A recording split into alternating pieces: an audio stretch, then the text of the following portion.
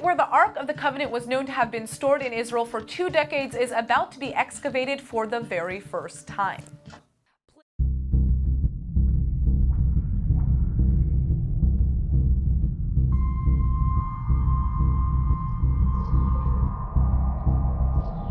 Have you ever wondered what happened to the Ark of the Covenant, the sacred chest believed to hold the 10 Commandments? Our journey in Jerusalem takes a fascinating turn as we delve into this age-old mystery. For centuries, the Ark served as a powerful symbol of God's presence with the Israelites. Its disappearance from the temple in Jerusalem left a gaping hole in history, a puzzle that has captivated historians, archaeologists, and believers alike. Recent scientific advancements, however, offer a ray of hope. By analyzing clues from historical texts, researchers are proposing potential locations for the Ark. But here's another intriguing question. The Bible tells us the Ark held immense spiritual significance, and only authorized individuals could touch it. So how do scientists of today even consider searching for it? The answer lies in the unique approach they're taking. We'll explore this further as we unravel the secrets behind the Ark's disappearance and the methods scientists are using in their quest to rediscover it. Join us as we delve deeper into the captivating story of the Ark of the Covenant. The Ark of the Covenant holds a place of unparalleled importance in religious history. It was a physical representation of God's presence and a symbol of the covenant He made with the Israelites. Kept in the innermost chamber of the Jerusalem Temple, the Holy of Holies, it played a central role in their religious practices. Constructed by the skilled craftsman Bezalel, the Ark was a sturdy wooden chest overlaid with gold. Inside, it housed the 2 stone tablets inscribed with the 10 Commandments. Designed to endure the harsh desert environment, the Ark measured roughly 111 centimeters by 67 centimeters by 67 centimeters. Both the interior and exterior were adorned with pure gold, reflecting God's majesty and holiness. The Ark's lid, called the mercy seat, featured 2 golden cherubs symbolizing God's heavenly throne. It was here that God communicated with Moses, delivering instructions for the Israelites. Additionally, the mercy seat served as the place where the high priest performed rituals of atonement for the people's sins. Inside the Ark were 3 significant items: the tablets of the commandments, a pot of manna, which contained the miraculous food provided to the Israelites in the wilderness, and Aaron's budding rod, symbolizing his divine appointment as high priest. These sacred artifacts served as tangible reminders to the Israelites of God's unwavering faithfulness and the miracles He performed. Due to the Ark's profound sanctity, only designated Levite priests were permitted to handle or approach it. The Ark was housed within the tabernacle, a tent meticulously constructed according to God's precise instructions. Within this tabernacle was the Holy of Holies, a chamber where the Ark resided, and it was only accessible once a year on the Day of Atonement. During this sacred day, the high priest performed a ritual involving the sprinkling of blood on the mercy seat atop the Ark, signifying reconciliation between God and His people. The sanctity of the Ark was so profound that any mishandling resulted in severe consequences. For instance, Uzzah, who tried to stabilize the Ark as it was being transported on a cart, lost his life. Similarly, the Philistines suffered dire afflictions and diseases until they returned the Ark to Israel. The Ark, with its cherubim-adorned lid known as the mercy seat, symbolized forgiveness and divine communication. It played a crucial role in religious rituals, emphasizing the importance of atonement for sins. In the Hebrew Bible, the last mention of the Ark is found in 2 Chronicles 35:3, which recounts King Josiah's efforts to restore the temple. Beyond this point, the Ark's fate becomes a mystery, giving rise to numerous theories about its destiny. One prominent belief suggests that the Ark was destroyed when the Babylonians conquered Jerusalem in 586 BCE. Historical accounts indicate that the Babylonians looted the temple's treasures, leading many to speculate that the Ark was either destroyed or confiscated during this event. However, the Ark is notably absent from the detailed lists of items taken by the Babylonians in several biblical references, casting doubt on this theory. The search for the Ark of the Covenant takes another fascinating turn with the story of Menelik I, son of King Solomon and the Queen of Sheba, according to Ethiopian lore. Ethiopian historical and cultural traditions suggest Menelik took the ark from Jerusalem and brought it to a heavily guarded temple in Axum, Ethiopia. The belief is that the ark currently resides in Ethiopia's Church of St. Mary of Zion, brought there by Menelik centuries ago. Ethiopian texts like the Kebra Nagas detail Menelik's journey and claim the ark remains protected by a lineage of priests within the church. This connection between Ethiopia and the ark is further strengthened by Ethiopian customs. For instance, replicas of the ark are displayed during Timkat, a major Ethiopian Orthodox Christian celebration. Additionally, the historical presence of Jewish communities like the Beta Israel suggests a long-standing link between the region and the ark's story. Some Ethiopian rulers even claimed descent from Solomon and Sheba, using this lineage to solidify their claim to the throne. These interwoven historical narratives make pinpointing the ark's true location even more intriguing. However, there's a lack of concrete historical or archaeological evidence to confirm Menelik's existence or his role in moving the ark, adding an adventurous layer to the mystery. An explorer once claimed to have found the ark, but this story lacks any verifiable proof, leaving the ark's true location lost to time. Another captivating theory comes from Jewish tradition. It proposes that King Josiah, anticipating Jerusalem's fall, hid the ark and other sacred objects beneath the Temple Mount. This hiding place was supposedly marked with a stone inscribed, "For the eyes of the awaited Messiah alone." Interestingly, some biblical passages seem to support this theory, suggesting the ark remained within the temple complex during its destruction. Further clues come from historical texts by Jeremiah and Ezekiel, hinting at God's glory departing from the temple before its ruin. This could potentially imply the ark's removal or concealment. Archaeological and historical evidence also suggest unexplored chambers and tunnels exist beneath the Temple Mount. Attempts to access these areas have sparked controversy on several occasions. For instance, a group's attempt to destroy the Dome of the Rock in 1981 stemmed from their belief they had found a tunnel leading to the ark. Similarly, the opening of an old cave door in 1996 led to riots due to suspicions that Israel was trying to access the ark or damage Muslim structures above. The idea of the ark hidden beneath the Temple Mount is certainly exciting, but it also faces strong doubts from many scholars. They argue that this theory relies heavily on stories and guesses, without any solid historical evidence or clear references in religious texts. On top of that, there are many other theories about what happened to the ark. Even if the ark were found today, its religious and political significance would be a whole new challenge. Both Judaism and Christianity have thrived for centuries without its physical presence. Unearthing it could potentially spark conflicts between Jews, Christians, and Muslims, who all hold Jerusalem's holy sites sacred. Some researchers, however, are looking for clues in the Dead Sea Scrolls. One scroll, called the Copper Scroll, stands out because it's written on metal and lists 64 locations of buried treasures. Some believe these riches, hidden before the Babylonian invasion in 586 BCE, could include items from the temple, possibly even the ark itself. Interestingly, the Copper Scroll hints that the ark might be near the Dead Sea, close to Qumran, in a place called the Valley of Achor, also known as the Door of Hope, according to the Book of Joshua. Originally, this valley symbolized punishment for the Israelites' wrongdoings, particularly Achan's act of stealing sacred objects. It's worth noting that Achor translates to disaster, suggesting a place with negative consequences. In the 1980s, a researcher named Ron Wyatt claimed he had found the ark.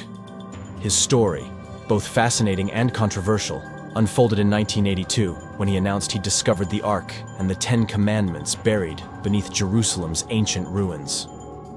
According to Wyatt, the ark was located exactly where Jesus Christ was crucified, a location supposedly foretold in the Bible. His journey began with an altar stone jutting out of a cliff, believed to be part of an early Christian church dating back to the 1st century AD.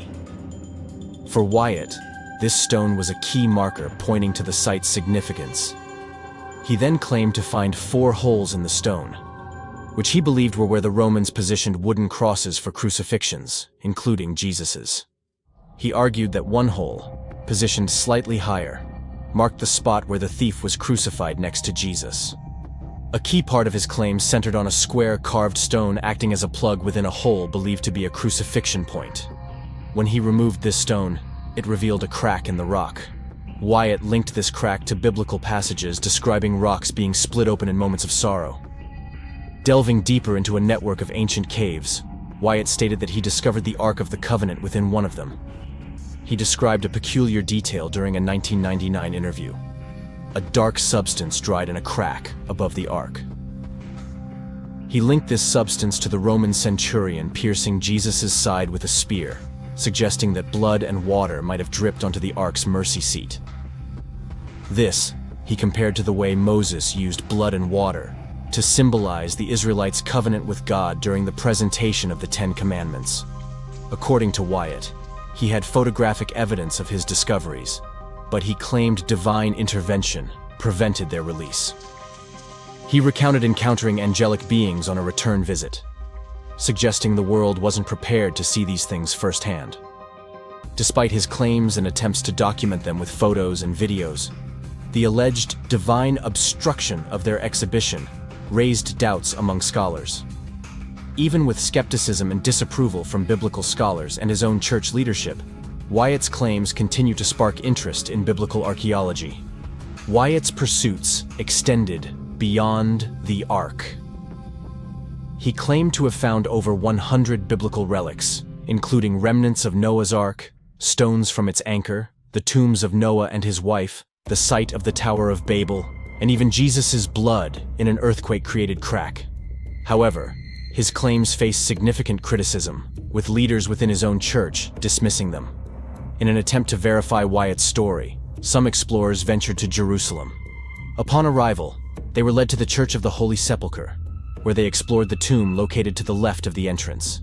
There, they found a broken iron shaft driven into the rock face by Roman guards to secure the stone that sealed the tomb.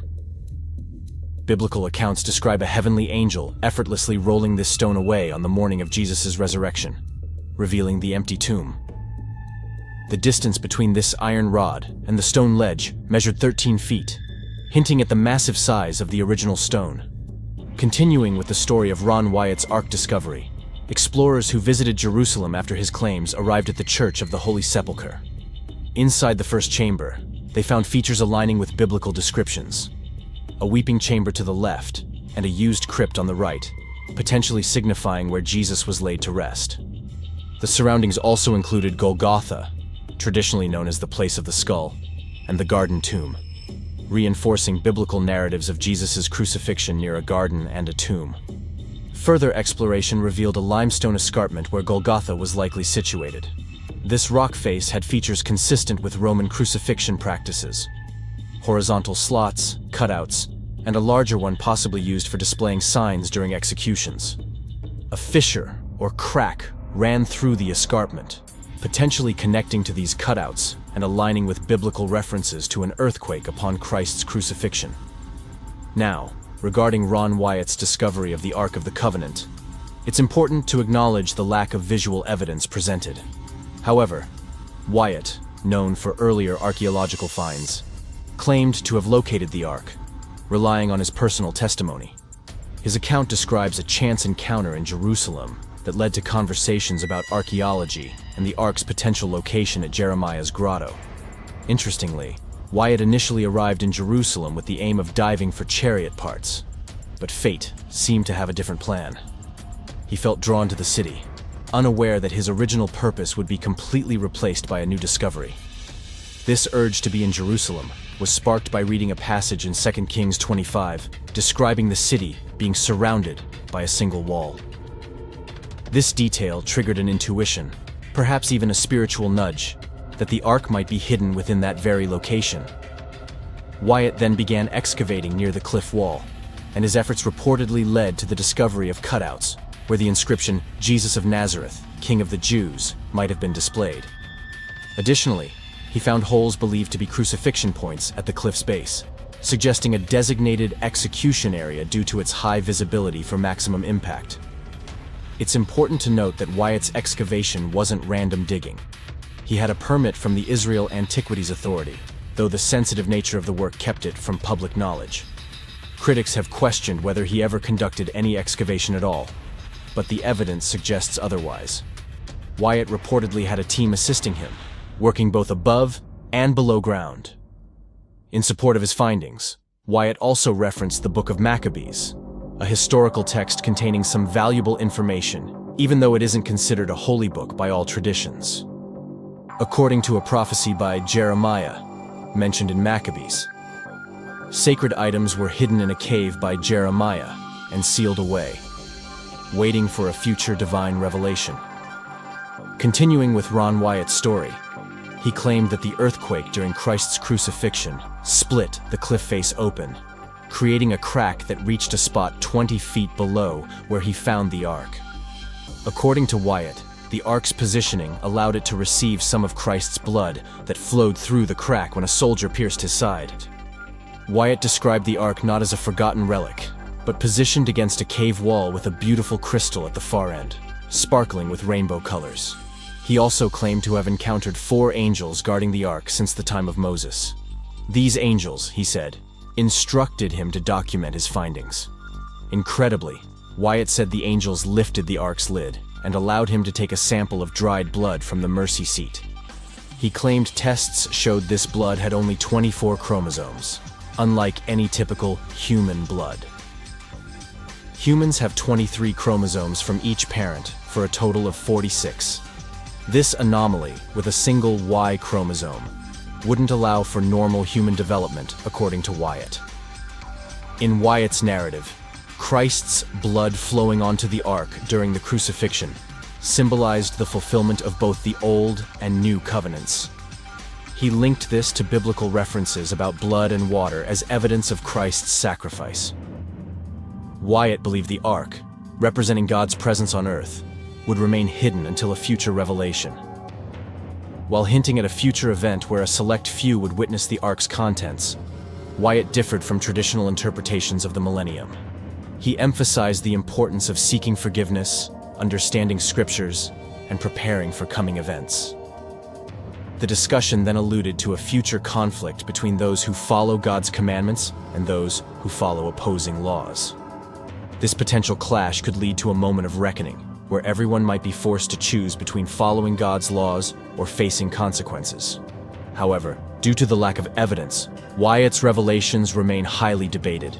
His story adds to the ongoing intrigue surrounding the Ark of the Covenant. Unearthing new chapters in the story of the Ark of the Covenant, archaeologists are uncovering fascinating details in the ancient city of Kiriath Jearim, located just west of Jerusalem. While the fabled Ark itself remains elusive, these discoveries are offering a fresh perspective on the history of the Israelites and the very foundations of Judaism. Traditionally, the Ark's journey included a 20-year stay in Kiriath Jearim before King David supposedly transported it to Jerusalem. However, the archaeological team's meticulous work is painting a more intricate picture. Their daily excavations yield a treasure trove of artifacts, from delicate glass pieces to animal bones and various trinkets. With a touch of humor, they even include an empty basket jokingly labeled Ark among their finds. Leading the project is archaeologist Israel Finkelstein of Tel Aviv University. While not fixated on finding the Ark itself, Finkelstein is determined to unravel its historical significance. He's no stranger to sites linked to the Ark's narrative, having previously explored Shiloh in the 1980s, and now collaborating with the Collège de France on the Kiriath Jearim dig.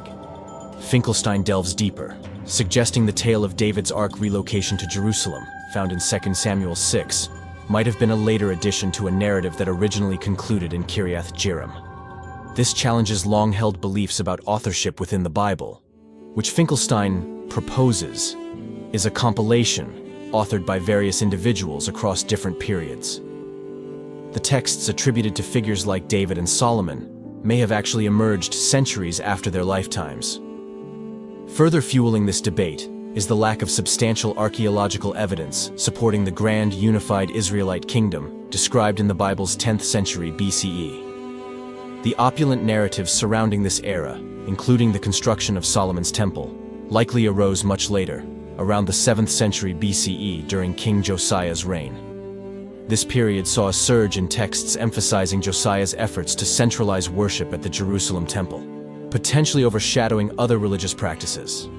Professor Thomas Romer, a renowned scholar of the Hebrew Bible, speculates that Josiah might have been the one who actually brought the ark to Jerusalem, aiming to consolidate both religious and political authority.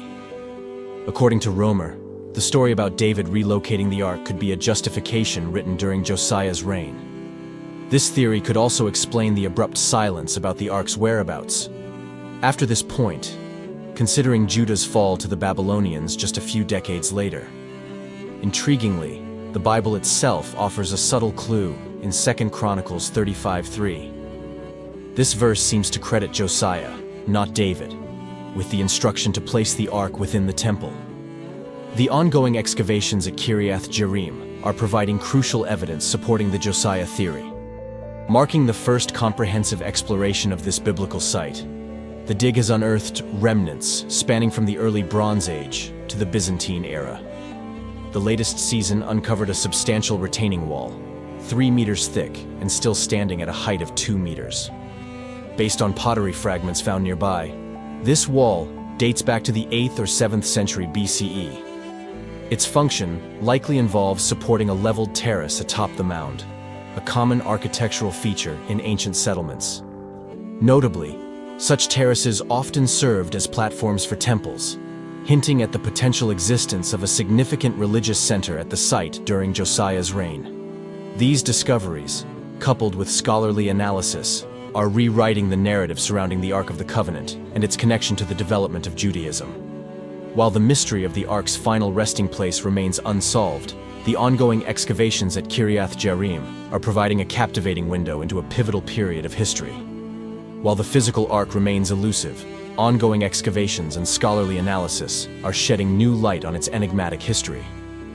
Archaeological evidence suggests that the Ark spent most of its time in Kiriath Jearim and Shiloh, rather than Jerusalem as previously believed. This challenges traditional narratives and raises questions about the Ark's significance in early Israelite religion.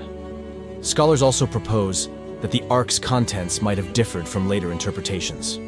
The idea of the Ark holding the Ten Commandments could be a later development, with some suggesting it originally housed statues of deities, worshipped by the Israelites in earlier times.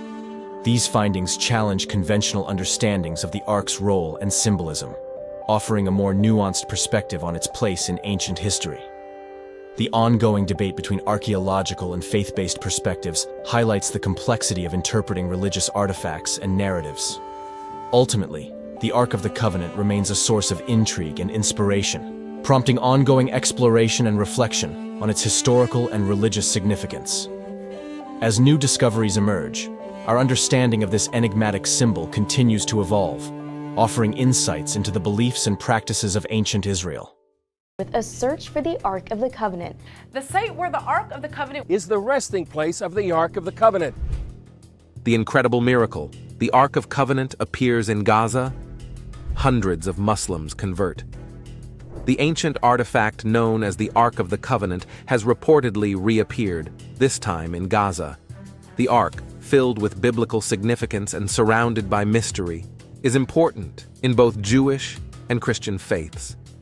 Its sudden emergence in a region with ongoing political tensions makes us wonder, what message, if any, is this event trying to send? Stay with us until the end of the video to find out. Before we dive into the main content, don't forget to subscribe and click the notification bell so you never miss our latest videos. As you've seen in the video, we've shared the greatest commandment of the Lord. The core of the Christian faith is to promote unconditional love and compassion towards God, and to encourage love and care for others, including both those close to us and those we meet every day. The Ark of the Covenant, also known as the Ark of the Testimony or the Ark of God, was the most sacred religious relic of the Israelites. It is described as a wooden chest covered in pure gold and topped with a special golden lid called the mercy seat. The Bible describes it like this: "For a tabernacle was prepared, the first part in which was the lampstand, the table, and the showbread, which is called the sanctuary. And behind the second veil, the part of the tabernacle which is called the holiest of all, which had the golden censer and the Ark of the Covenant overlaid on all sides with gold, in which were the golden pot that had the manna, Aaron's rod that budded, and the tablets of the covenant. And above it were the cherubim of glory, overshadowing the mercy seat. Of these things we cannot now speak in detail. Hebrews 9:2-5. About a year after the Israelites left Egypt, they reached Mount Sinai. Moses went up the mountain and stayed with God for 40 days and 40 nights. When he came back, he had the 10 Commandments. But that wasn't all God gave Moses. On the mountain, Moses also received instructions on how to build the Ark of the Covenant. "You shall make an ark of acacia wood. It should be 2.5 cubits long, 1.5 cubits wide, and 1.5 cubits high. Cover it with pure gold inside and out, and put a gold molding around the top. Make 4 gold rings, and attach them to the 4 corners of the ark, 2 rings on each side. Make poles of acacia wood covered with gold, and insert them through the rings on the sides of the ark to carry it. These poles must stay in the rings and never be removed. You are to place the covenant inside the ark, which I will give you. Make a cover of pure gold for the ark, 2.5 cubits long and 1.5 cubits wide. Then make 2 cherubim, angel figures, out of hammered gold, and place them at each end of the cover. The cherubim should face each other with their wings spread upward, overshadowing the cover. Place this cover on top of the ark." Exodus 25:10-22. "Inside the ark, put the covenant that I will give you. I will meet you there and speak to you from above the cover between the 2 cherubim on the Ark of the Covenant.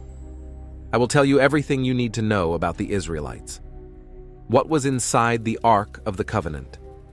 The Bible tells us that it contained 3 items: Aaron's rod, a jar of manna, and the stone tablets with the 10 Commandments written on them. Whenever the Ark of the Covenant was moved, it was always carefully hidden under layers of leather and blue cloth, even from the view of the priests and Israelites carrying it. Inside, there were special items: a golden jar with manna, Aaron's staff that had miraculously sprouted, and the tablets of the covenant. Above it all, there were cherubim of glory, casting their shadow over the place of expiation. But let's not dive into all the details right now. Hebrews 9:4-5. By the time the book of Hebrews was written, the Ark of the Covenant had been missing for over 500 years, which is why its exact contents couldn't be discussed. But if we look back at the Old Testament, there are clues about what was inside. In Exodus, God tells Moses to put manna and the covenant inside the ark. Aaron was instructed to take a jar and put a full omer of manna in it, placing it before the Lord for future generations. Exodus 16:33-34. In the ark, you are to put the covenant which I will give you. Exodus 25:16. Then the Lord said to Moses, "Put back Aaron's staff in front of the covenant for safekeeping as a sign to the rebellious, so that their grumbling against me may cease and they might not die." Numbers 17:10. However, when Solomon brought the ark into his newly built temple, only the 2 stone tablets given to Moses were found inside. 1 Kings 8:9. So, at some point, both the jar of manna and Aaron's sprouted staff had been removed. Manna was a sweet food provided by God to sustain the Israelites during their 40-year journey through the desert. They were only allowed to collect enough for one day, except on the day before the Sabbath, when they could gather enough for 2 days. Aaron's staff, placed in the ark, was the same staff used by Moses for many miracles, including parting the Red Sea. It was a sign of God's power and authority. The ark held a central role in Israelite worship and religious practices. It journeyed with the Israelites during their 40 years in the wilderness and found a home in the tabernacle, a special tent used for worship. Exodus 40:21. Placed in the innermost chamber, known as the Holy of Holies, it was so sacred that only the high priest could enter, and only once a year, on the Day of Atonement. Beyond its religious rituals, the ark symbolized divine protection and guidance. When the Israelites went to battle, they carried the ark with them, believing it represented God's presence and support. This belief is highlighted in the story of crossing the Jordan River, where the water stopped flowing when the priests carrying the ark stepped in, Joshua 3:15-16. This miracle showed how the ark was a channel for God's power in human affairs. The ark wasn't just a religious artifact, it was also a symbol of unity for the Israelites. It represented their shared identity and allegiance to Yahweh, their God, uniting the 12 tribes under one banner. Historian Karen Armstrong explains how the ark served as a unifying force, bringing together the diverse tribes' worship and reverence for God. Even beyond its historical context, the ark continues to provoke theological reflection and interpretation. The deeper meanings behind its symbolism have intrigued theologians and scholars for centuries, prompting ongoing discussions about its significance in religious thought. Through these reflections, the ark's legacy extends far beyond its biblical narrative, shaping the understanding of faith and spirituality in various religious traditions. In his influential book, The Ark of the Covenant, Symbol of Divine Presence, theologian Jacob Milgram delves into the deeper meaning of the ark's symbolism. He suggests that it embodies the connection between God's transcendence and immanence, serving as a visible sign of God's covenant with humanity. Despite its significance, the ark's story turns mysterious after the Babylonian conquest of Jerusalem in 586 BCE. The Babylonians pillaged the temple, taking its treasures, including the ark. While biblical texts, like those in Jeremiah, mention the looting, there's no clear record of what happened to the ark afterward. One theory speculates that the ark might have been taken beyond Israel's borders, possibly to a distant civilization. This idea draws on ancient legends and folklore from different cultures, hinting at the existence of a sacred ark or chest with similar significance. Interestingly, the Ethiopian Orthodox Church claims to possess the ark. According to their tradition, it was brought to Ethiopia by Menelik I, the son of King Solomon and the Queen of Sheba. They believe the ark rests in the Church of Our Lady Mary of Zion in Aksum, where it's revered as the holiest relic in Ethiopian Christianity. Though some scholars are skeptical, this belief highlights the enduring intrigue surrounding the ark's fate and the diverse narratives that attempt to explain its disappearance. In recent years, archaeologists have been on a quest to unravel the mystery of the Ark of the Covenant's disappearance. They've combed through sites near Jerusalem's Temple Mount and other places tied to biblical stories, unearthing fascinating clues. Yet, the Ark itself remains elusive, keeping its secrets despite advances in technology and research. The enduring mystery keeps scholars and enthusiasts intrigued, driving them to keep searching for answers. Then, in a surprising turn of events, reports started circulating about the possible reappearance of the Ark of the Covenant in Gaza, a region steeped in history and geopolitical tensions. The sudden emergence of this ancient relic, steeped in biblical significance and wrapped in religious mystique, has ignited intense debates and speculations about its authenticity and what it could mean. It all started with whispers in late 2023, when a team of Turkish geologists stumbled upon peculiar rock formations during a routine survey in Gaza.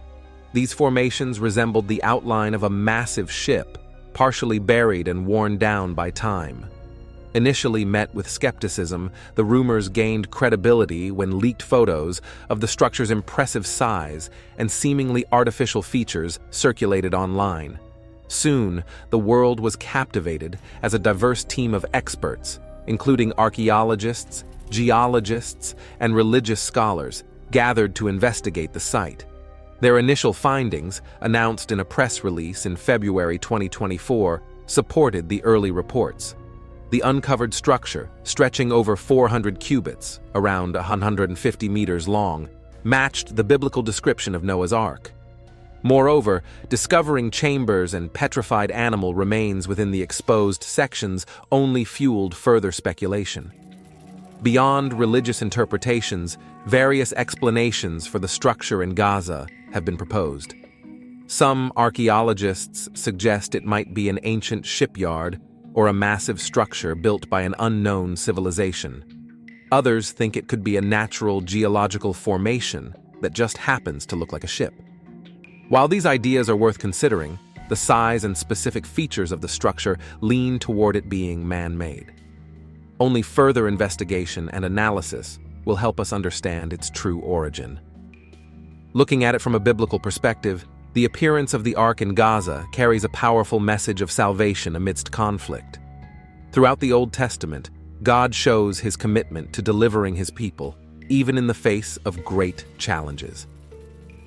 The story of the Exodus, for instance, tells how God miraculously freed the Israelites from slavery in Egypt, including their dramatic crossing of the Red Sea on dry land, a clear sign of divine intervention in times of oppression. The sudden emergence of the Ark of the Covenant in Gaza has had a profound impact on the political landscape, sparking diverse reactions and raising significant questions about its meaning in a region marked by conflict. As the world grapples with this puzzling event, it's crucial to consider its geopolitical implications and the range of responses it has generated. The sudden appearance of the Ark of the Covenant in Gaza has significant implications for the region's geopolitics. One immediate effect is the potential to stir up religious and nationalist sentiments. For Jews, the Ark is a symbol of their divine covenant with God and represents the sacredness of their religious heritage.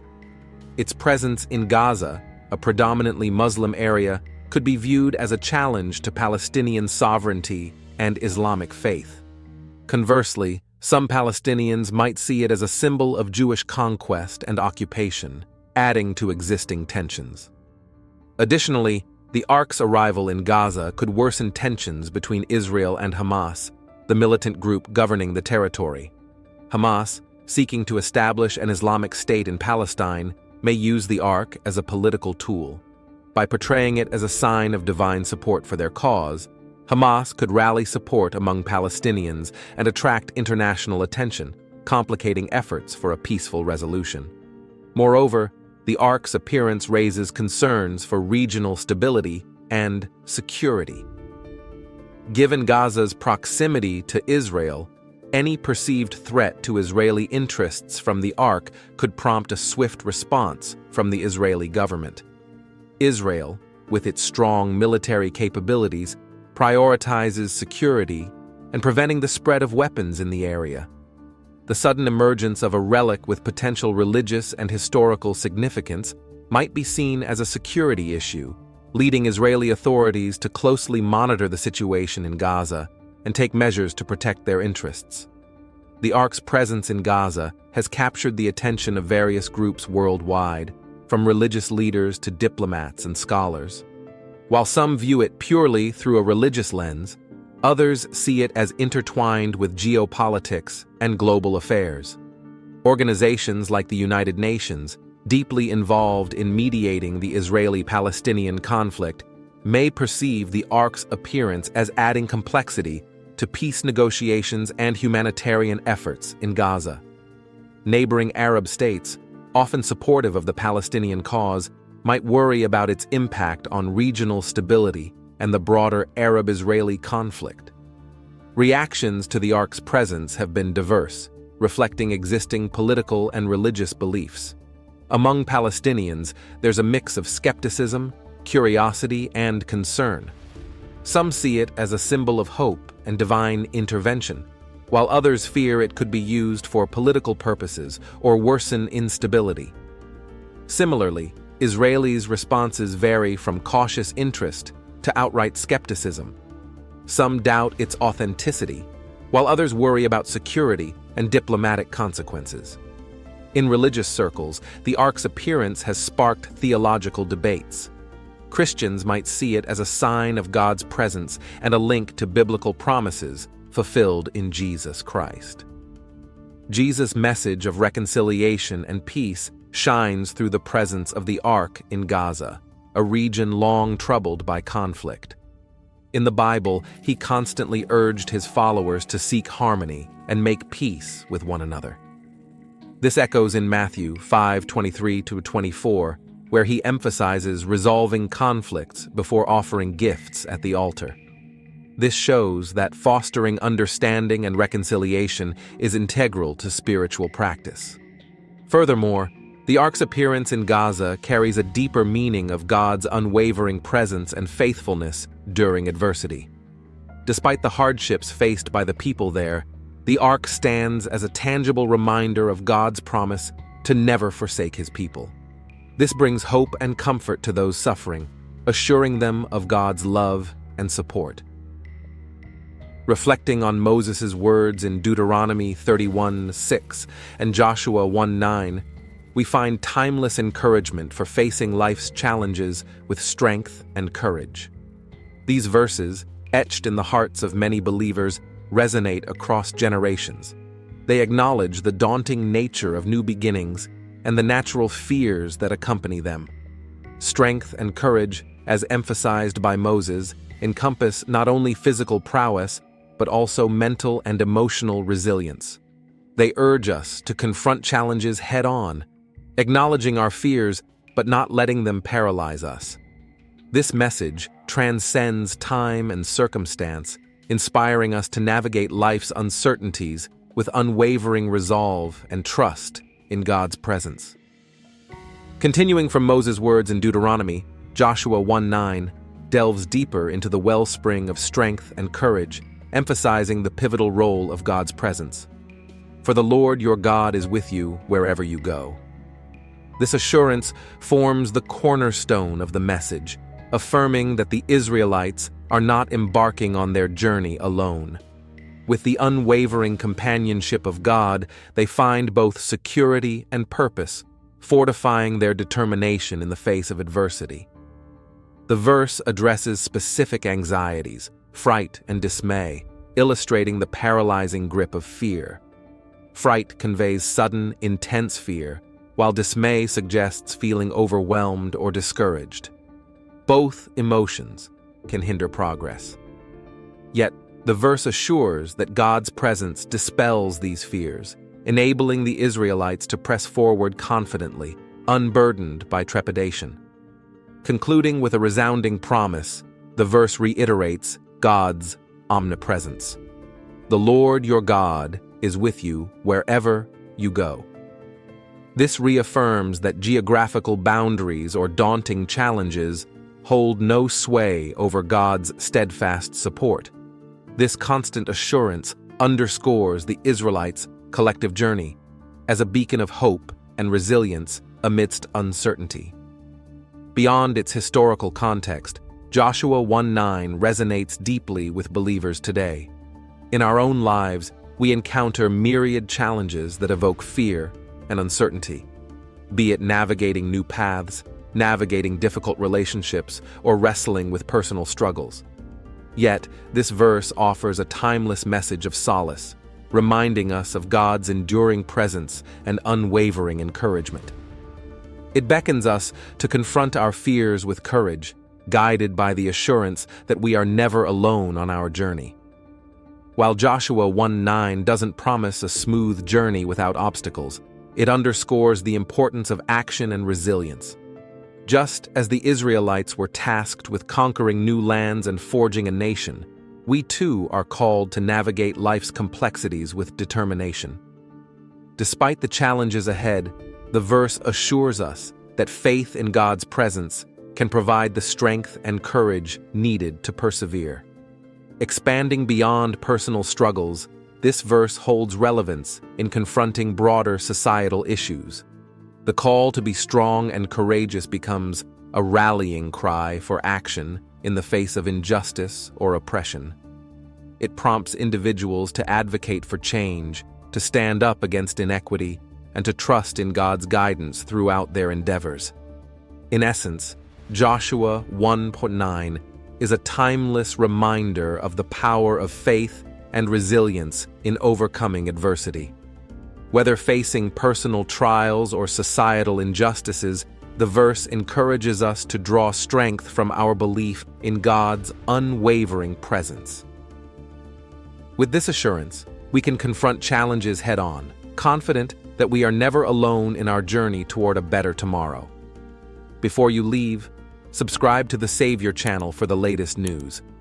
We appreciate your feedback, so please leave comments about the content and let us know if you're interested in any topics. Your support means a lot to us. Have a wonderful day. The tomb of Jesus Christ, a silent guardian of faith, has drawn pilgrims and scholars on a timeless quest for truth and wonder. This sacred place, filled with religious significance and historical mystery, sparks a journey that blends faith, archaeology, and human curiosity. What secrets lie hidden beneath its ancient surface? What new discoveries await in this revered site? Join us on a fascinating journey as we explore this ancient mystery. We will visit the Church of the Holy Sepulchre, a place rich in tradition and history. We'll walk through the peaceful garden tomb, perfect for quiet reflection. And we'll delve into the intriguing Talpiot tomb, a site wrapped in controversy and mystery. By carefully examining evidence, exploring passionate debates, and reflecting on the importance of each location, we aim to shed light on the mystery that has fascinated both believers and historians. Get ready for a captivating story that spans the ages as we unravel the secrets surrounding the tomb of Jesus Christ. After Jesus' crucifixion, Joseph of Arimathea asked Pilate for Jesus' body. Mark 15:43. His request was granted, and Matthew 27:59-60 says, Joseph took the body, wrapped it in a clean linen cloth, and placed it in his own new tomb that he had cut out of the rock. He rolled a big stone in front of the entrance to the tomb and went away. We learn in John 19:39 that another disciple named Nicodemus accompanied Joseph and brought 75 pounds of a mixture of myrrh and aloes. Myrrh and aloes were costly spices used for embalming. Such an extravagant amount honored Jesus as a king. The two men wrapped some of the spices in with Jesus' body during the hasty burial. When the Jewish Sabbath began at sundown, work of any kind had to cease. Two followers of Jesus, Mary Magdalene and Mary, the mother of Jesus, watched Joseph of Arimathea to see where he laid the body of Jesus. They went home to prepare spices and perfumes, Luke 23:56, planning to return and complete a more thorough anointing of Jesus' body at sunrise the day after the Sabbath, Mark 15:47-16:1. So who is Joseph? This is not the husband of Jesus' mother Mary. This Joseph was a rich man, Matthew 27:57, who was originally from Arimathea, a town in Judah, Luke 23:51. John 19:38 tells us that Joseph of Arimathea was a disciple of Jesus, but secretly because he feared the Jewish leaders. Mark 15:43 names him as a prominent member of the council.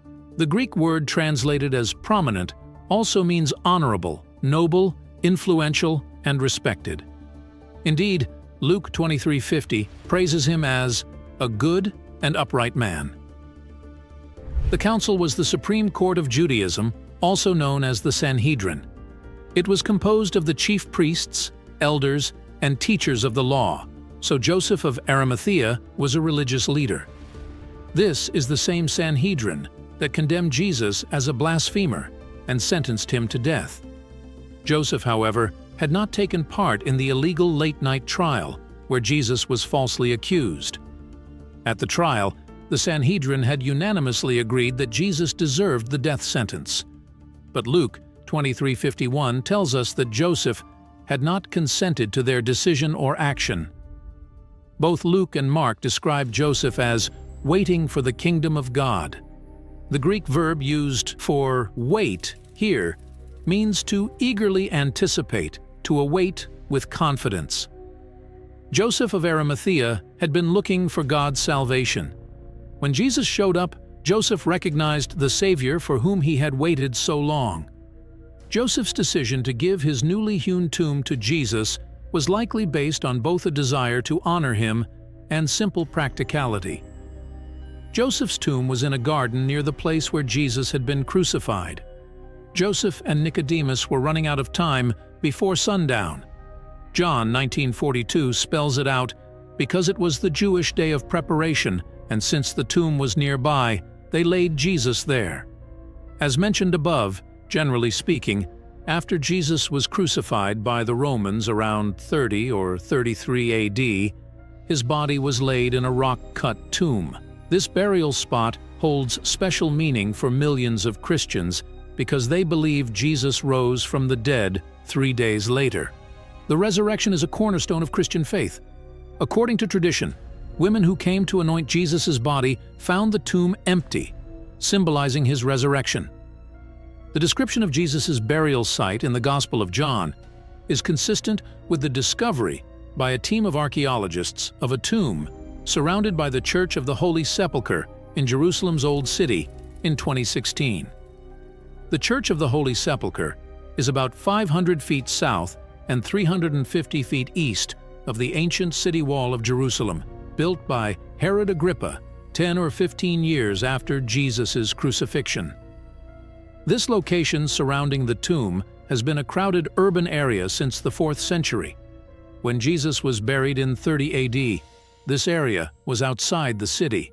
Archaeologists believe the area also contains the remains of a temple dedicated to the Roman goddess Venus, built by the Roman Emperor Hadrian around 125 AD to assert Roman authority over a religious Christian site. The Jewish community in Jerusalem had preserved the memory of Jesus' crucifixion and burial. 300 years later, in about 325 AD, Constantine, the first Christian emperor of Rome, built the Church of the Holy Sepulchre in the same place to enclose the tomb believed to house Jesus' body.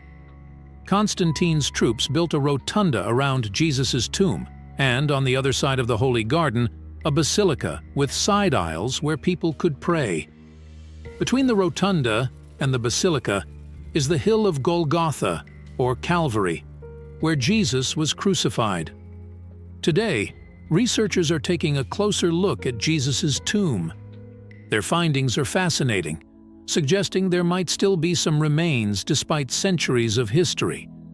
The Church of the Holy Sepulchre in Jerusalem's Old City has been a central place of worship for Christians for ages. Inside the church, a limestone slab, part of the original cave, has been there since at least 1555, possibly longer. To protect the original stone from being taken as relics, a marble cover was added on top. When researchers removed this marble cover, they found a layer of filling material.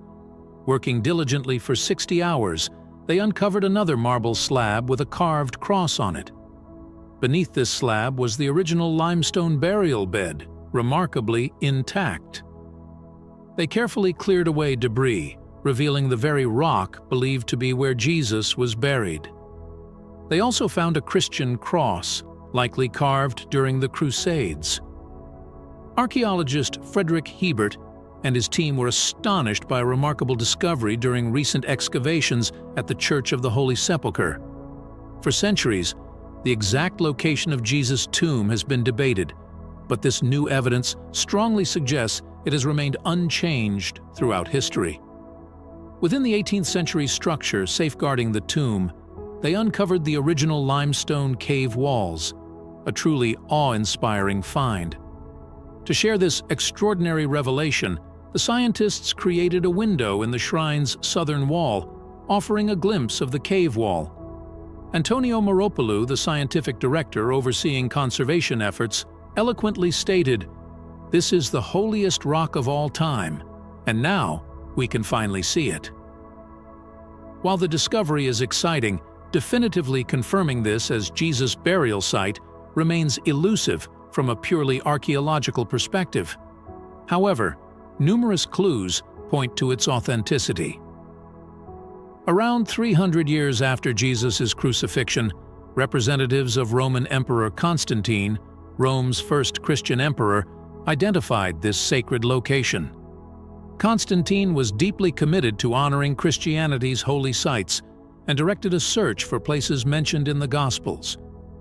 This quest led to the construction of the Church of the Holy Sepulchre, believed to be the site of both Jesus' crucifixion and burial. The New Testament Gospels offer insights into these locations, albeit with some variations. Matthew, Mark, Luke, and John all concur that Jesus was laid to rest in a new tomb belonging to Joseph of Arimathea, a wealthy follower who requested Jesus' body from Pilate. The consistency of this account across all four Gospels lends historical weight to the site's identification. Furthermore, the practice of burial in rock-hewn tombs was customary among affluent Jews during that period, aligning with the biblical description. Archaeological excavations around Jerusalem have unearthed over 1,000 tombs with similar characteristics, mirroring the burial practices of the era. These findings indirectly support the potential authenticity of the site. Moreover, Jewish customs of the time prohibited burials within the city walls. The Gospels recount Jesus' burial outside Jerusalem's limits, near the crucifixion site known as Golgotha. As the city expanded over the centuries, both Golgotha and Jesus' tomb eventually fell within the city boundaries. In approximately 325 AD, Emperor Constantine dispatched a mission to locate Jesus' tomb. They were guided to a temple erected roughly 2 centuries earlier by the Roman Emperor Hadrian. Historical accounts suggest Hadrian intentionally built this temple over the tomb revered by Christians, likely as a strategic move to assert the dominance of the Roman Empire's official religion.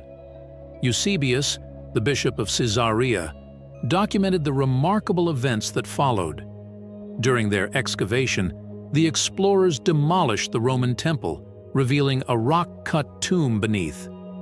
This astonishing discovery prompted them to clear the top of the cave for a closer look and construct a church around the tomb to safeguard it. This marked the site believed to be Jesus' final resting place. However, the Church of the Holy Sepulchre faced destruction in 1009 by the Fatimids, only to be rebuilt by the mid-11th century. Fast forward to the 20th century, when archaeologists unearthed what appear to be remnants of Hadrian's temple and fragments of Constantine's church walls. They also uncovered an ancient limestone quarry containing at least 6 rock-cut tombs. The discovery of these tombs from that era provides crucial archaeological evidence, confirming that the area where the Church of the Holy Sepulchre now stands was indeed a Jewish cemetery located outside the walls of Jerusalem during Jesus' time. A former urban archaeologist of Jerusalem, with years of experience in the city's ancient past, emphasizes that while it's impossible to definitively confirm that the Church of the Holy Sepulchre is the precise burial site of Jesus, there is simply no other location with a claim as compelling. In fact, there are no substantiated grounds to question its authenticity. After the meticulous investigations concluded, the site was respectfully sealed once again with its original marble covering.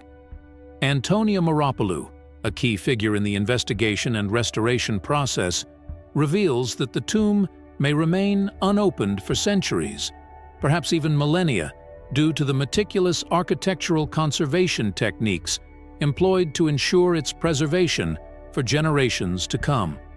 During the investigation of the tomb, experts carefully documented every nook and cranny of the rocky surface, uncovering hidden secrets and intricate details.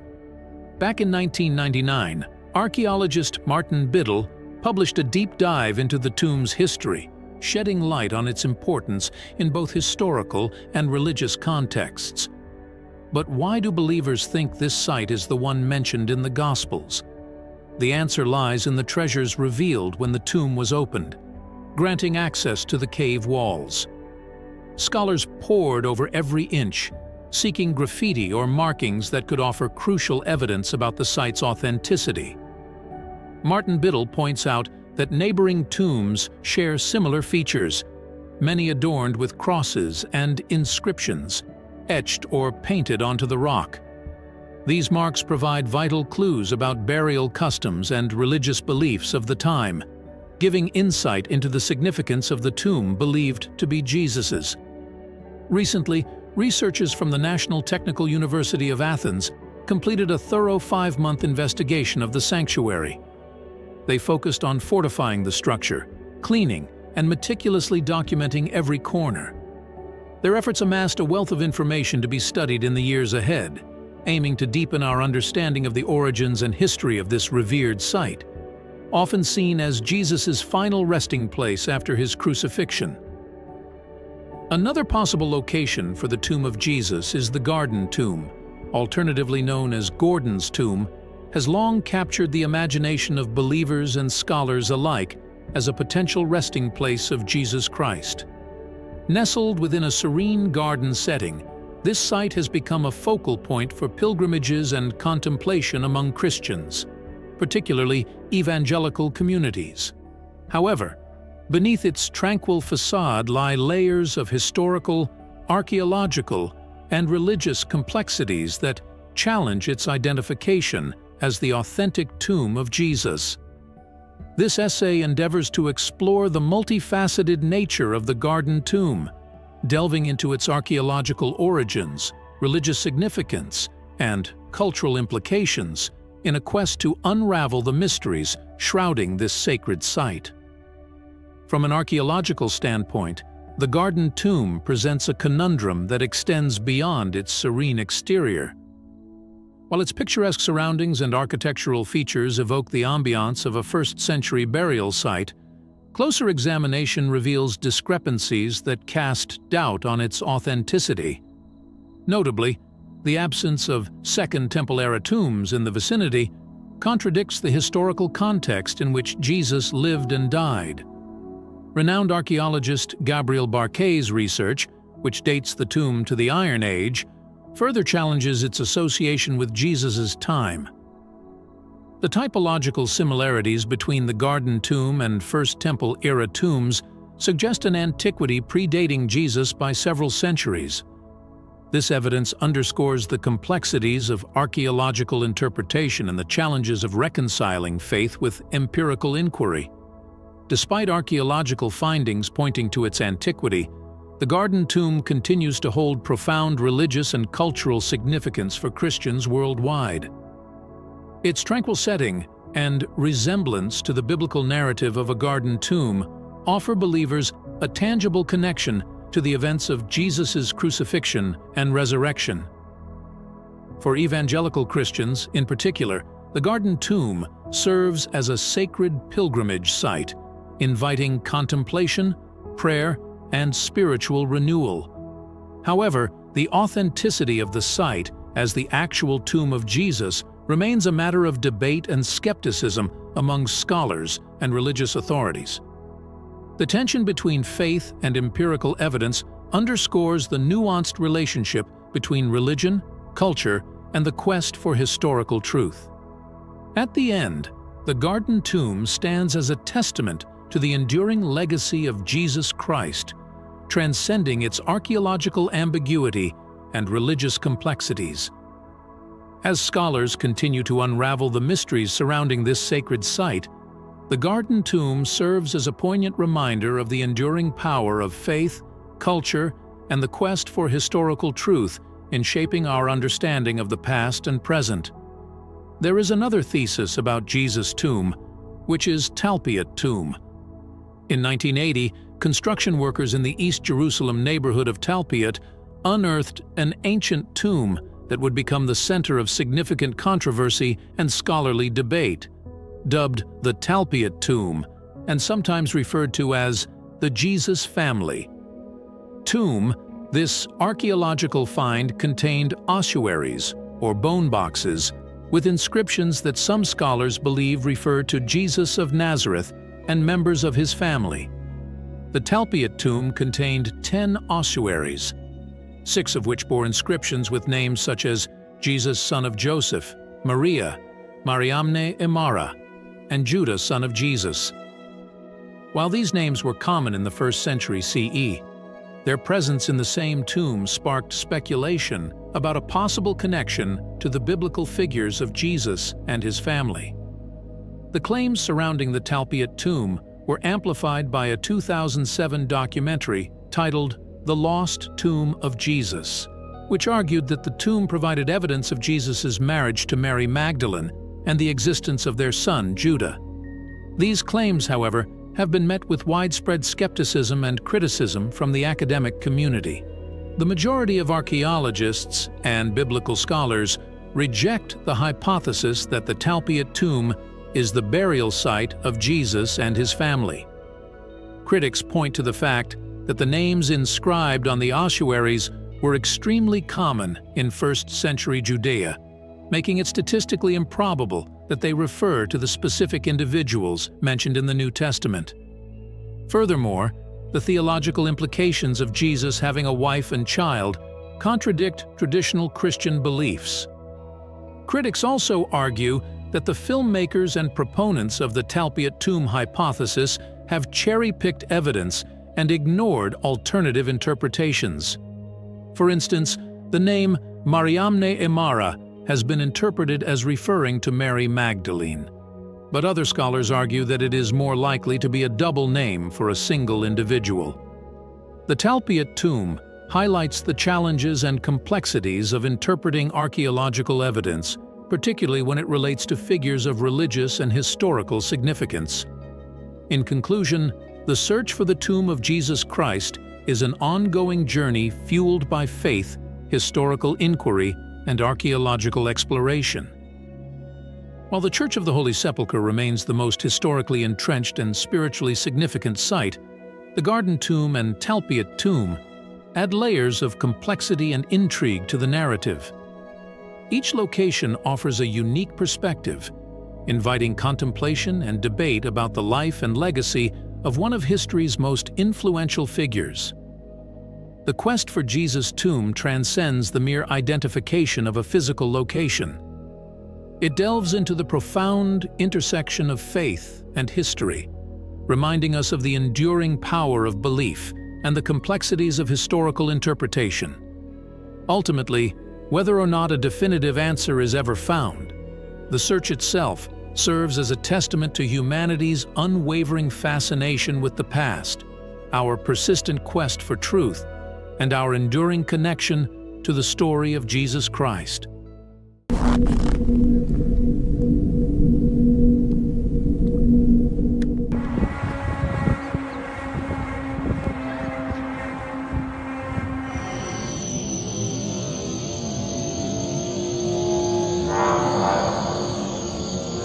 In the ancient city of Jerusalem, beneath a sky rich with untold tales, a sound unlike anything ever heard broke the peaceful quiet. It was a haunting yet majestic noise, a ripple through the air that left all who heard it both awestruck and uneasy. Some believed it was not of this world, as if the very heavens had sent forth a symphony that blended both terror and wonder. As if in response to this celestial signal, a figure emerged, unmistakably the Archangel Michael, the divine protector and warrior. Picture yourself among Jerusalem's age-old stones, the city bathed in the fading glow of the setting sun. Suddenly, the air is filled with the blare of trumpets. But these are no ordinary trumpets. They carry a message far beyond human understanding, resonating deeply within every believer and even those still searching for faith. This is not a story from a forgotten book. It is unfolding right now in our world. The Bible speaks of moments when the barrier between the earthly and the divine becomes thin, when remarkable signs and wonders appear, signaling the events foretold in the book of Revelation. The sound of trumpets announces the approach of the end times, each blast a herald of divine judgment and intervention. And I saw the 7 angels who stand before God, and 7 trumpets were given to them. Revelation 8:2. These trumpets are not mere instruments, but carriers of prophecy, awakening humanity to the presence of the divine. What happened in Jerusalem was not an isolated event. Around the world, from quiet villages to bustling cities, similar strange sounds have been reported, leaving scientists and scholars puzzled. But in Jerusalem, the appearance of the Archangel Michael adds a profound dimension to the event. This is more than an unexplained phenomenon. It is a message, a sign of divine vigilance, and possibly a forewarning of future events. This sequence of occurrences urges us to delve deeper, to question not only the nature of these sounds and sightings, but also their timing, their locations, and their significance. Jerusalem, a city rich with spiritual history, finds itself once again at a pivotal moment between destiny and prophecy. The arrival of the Archangel Michael is no mere coincidence, but a powerful reminder of God's enduring presence and protection, resonating through the ages from ancient conflicts to contemporary challenges. In Christian tradition, the Archangel Michael stands as the ultimate guardian, the steadfast defender against evil, embodying strength and unwavering faith.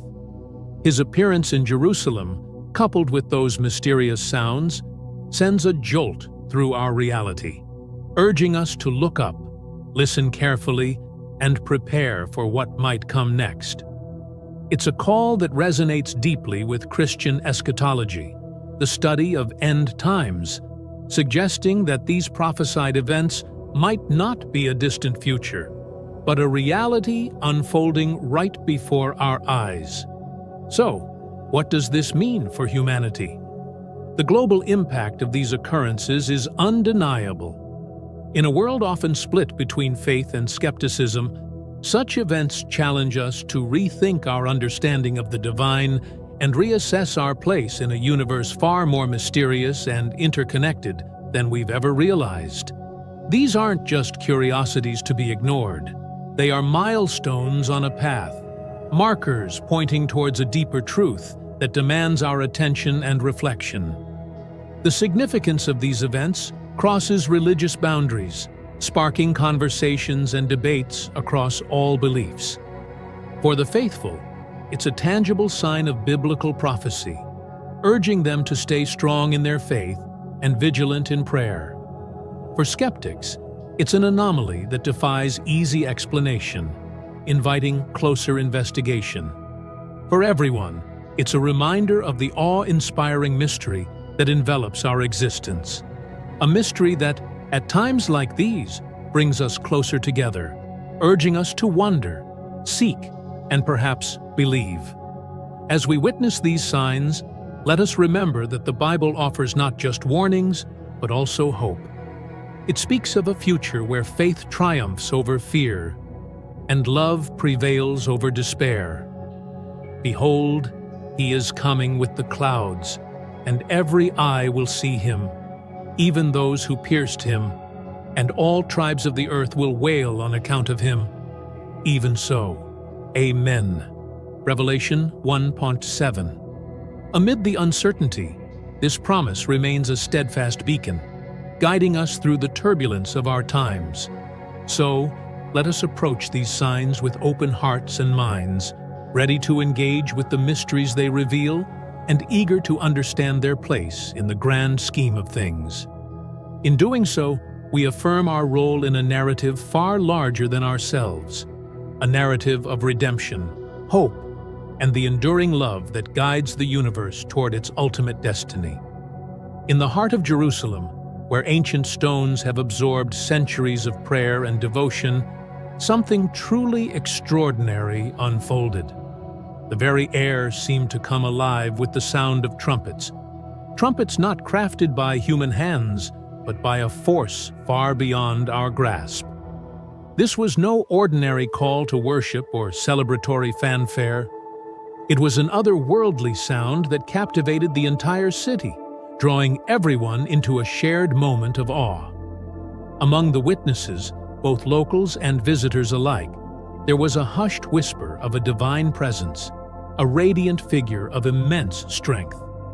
Archangel Michael, it was said, standing vigil over Jerusalem from the heavens. The scientific community, usually prepared with explanations, found itself stumped by the unknown. Atmospheric scientists, acoustic experts, and seismologists threw themselves into their work, seeking answers, yet the phenomenon eluded their traditional classifications. At the same time, the reports of Archangel Michael's appearance in Jerusalem prompted deep reflection and discussion among theologians and mystics. The clarity and consistency of these visions added a profound spiritual layer to the unfolding mystery. This event, recorded in early December 2016, wasn't an isolated incident. History is filled with accounts of mysterious sounds, from ancient folklore to modern recordings that spread widely online. Yet, the convergence of these sounds with the sighting of a guardian figure like Archangel Michael in Jerusalem has sparked a fervent wave of analysis and interpretation. In today's digital age, where information spreads at lightning speed, this phenomenon has become a global conversation. Recordings of the sounds and descriptions of Archangel Michael have circulated widely, drawing millions into a dialogue filled with speculation, wonder, and a collective quest for meaning. References to the Book of Revelation have surfaced, linking trumpet sounds with divine messages and cosmic events. This unfolding story of mysterious sounds and celestial sightings in Jerusalem and beyond invites us to listen, observe, and reflect. It challenges us to engage in a broader conversation about the intersection of faith, history, and the mysteries beyond our everyday experience. As we delve into this remarkable event, we find that the journey is far from over. The sounds may have faded, and the visions may have receded, but the questions they've raised and the emotions they've stirred continue to resonate. The ancient stones of Jerusalem, which have witnessed countless epochs of human faith and divine wonder, recently echoed with sounds and sights that defy explanation, leaving a lasting impact on those who experience them and igniting a global discussion about the convergence of the earthly and the divine. The Jerusalem phenomenon, striking as it may be, is just one thread in a larger global tapestry of similar events, each weaving its own part into the complex narrative of our times. From the tranquil landscapes of British Columbia to the sweeping plains of the American Midwest, people have reported hearing sounds that seem to emerge from both nowhere and everywhere at once. In the early hours of a quiet morning in Terrace, British Columbia, residents were jolted awake not by the familiar sounds of nature, but by what felt like a scene straight out of a Hollywood apocalypse. For 10 intense minutes, the air was filled with what could only be described as the thunderous blare of trumpets. This forceful sound seemed to carry the weight of unseen realms. This incident, which occurred in early 2015, was neither the first nor the last of its kind. Similar reports have popped up around the world, crossing continents and cultures. In the United States, far from Jerusalem's ancient spiritual roots, similar trumpet-like sounds have been heard from California to Virginia. Each occurrence leaves behind a trail of unanswered questions and a sense of profound awe. These sounds, often compared to angelic trumpets, have been recorded and shared widely, turning skeptics into believers and leaving scientists scrambling for rational explanations. Historically, the sound of a trumpet has signaled the start of battles, the arrival of royalty, and the announcement of important decrees. In the rich tapestry of biblical prophecy, however, the trumpet takes on a much deeper significance. It becomes a symbol of divine mystery and the unfolding of the end times. The Book of Revelation, a text that has both intrigued and perplexed scholars and believers for centuries, places the trumpet at the heart of its apocalyptic vision. This imbues the trumpet with a profound significance that resonates deeply within the Christian faith, linking these modern-day occurrences with ancient prophecies and celestial mysteries. In Revelation, the trumpet transcends its function as a mere instrument. It becomes a herald of both celestial wonder and cataclysmic events, a prelude to occurrences of cosmic significance. Then I saw the 7 angels who stand before God, and 7 trumpets were given to them. Revelation 8:2. This marks the onset of a series of divine interventions, each trumpet blast heralding a new act of God's will upon the earth, ranging from the unleashing of natural disasters to the downfall of empires. The initial 4 trumpets, with their devastating impact on the natural world, challenge humanity's dominion over the earth. They serve as a stark reminder of the fragility of our existence and the power of the Creator over all of creation. With each resounding note, the very foundation of human achievement is called into question as lands are ravaged, waters become polluted, and the heavens themselves grow dark. However, it is perhaps the final 3 trumpets, often referred to as the woes, that command the most attention. These are not merely physical calamities, but also spiritual awakenings, each woe unveiling the reality of human morality and divine judgment. The 5th trumpet opens the abyss, releasing locust-like creatures that torment those who lack the seal of God.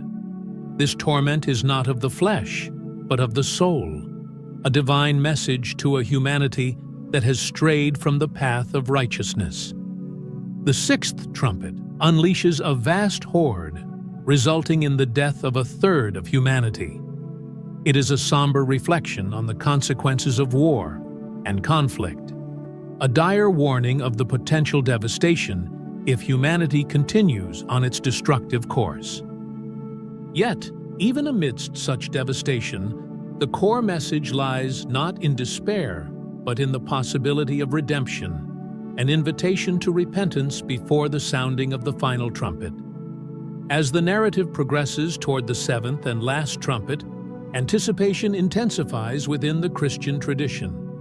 This ultimate blast signifies nothing less than the culmination of history. The kingdom of the world has become the kingdom of our Lord and of His Christ, and He shall reign forever and ever. Revelation 11:15. It is a trumpet of victory, heralding the ultimate triumph of good over evil and God's sovereignty over all.